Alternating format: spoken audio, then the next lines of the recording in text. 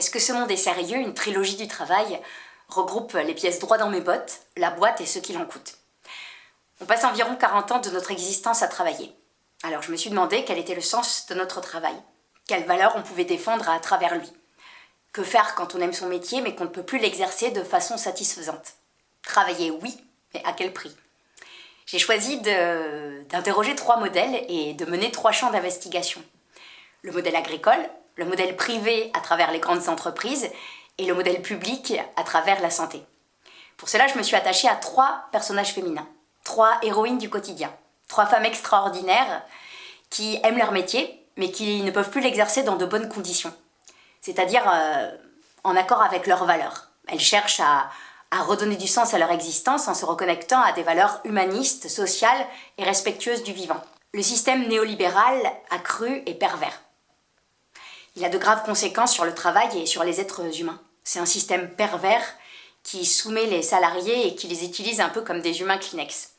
L'idée à travers ce triptyque est de donner à voir, à ressentir la complexité de ce système et l'impact qu'il a sur les individus. Questionner donc, sans pour autant apporter de solution. L'idée c'est plutôt, voilà ce qui se passe, alors maintenant qu'est-ce qu'on fait? Chacune des pièces est hybride et mêle plusieurs formes artistiques.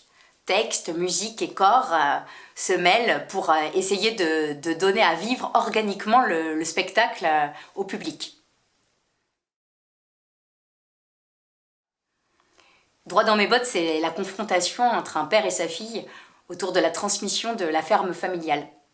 La fille interroge les pratiques agro-industrielles du père et il en découle un affrontement intime et poignant dans lequel chacun des 2 personnages défend ses valeurs et ses choix de vie.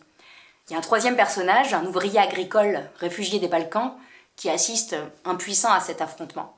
Et il porte donc un regard philosophique et forcément politique sur le monde qui l'entoure, monde rural peu représenté sur les scènes de théâtre.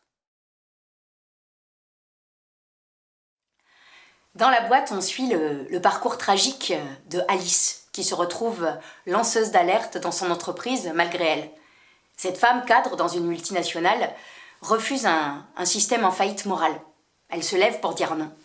En fait, la pièce interroge qu'est-ce qui fait qu'on accepte une situation ou bien qu'on lui résiste. Pour nourrir l'écriture, en fait, je suis partie du mythe d'Antigone. Parce que pour moi, Antigone incarne l'archétype de la résistante. En fait, chacun des personnages de la boîte est le pendant d'un personnage de la tragédie de Sophocle. La pièce est menée par un quatuor d'acteurs qui jouent tous les personnages. Et c'est un dispositif simple, des adresses très directes au public, un ballet de corps dans l'espace, une musicalité de la langue, et tout ça contribue à mener tambour battant le spectacle, un peu comme un thriller politique.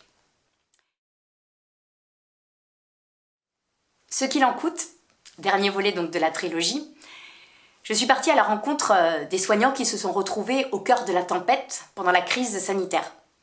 Je les ai interrogés sur leur vocation, leur lien aux patients, leur rapport au grand âge, à la vie, à la mort, et il en découle un monologue émouvant et nécessaire sur ce qu'est prendre soin.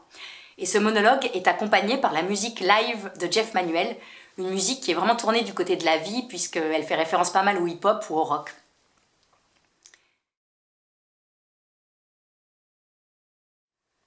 Afin d'avoir une vision systémique et complexe d'un sujet, il me semble intéressant de mener une réflexion plurielle et transversale.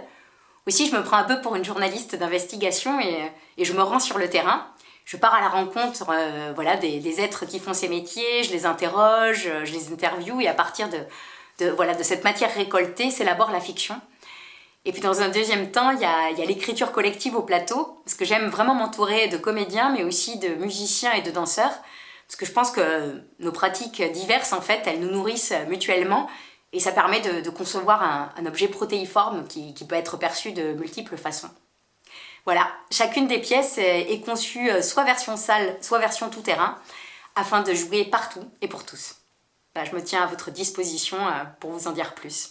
Merci.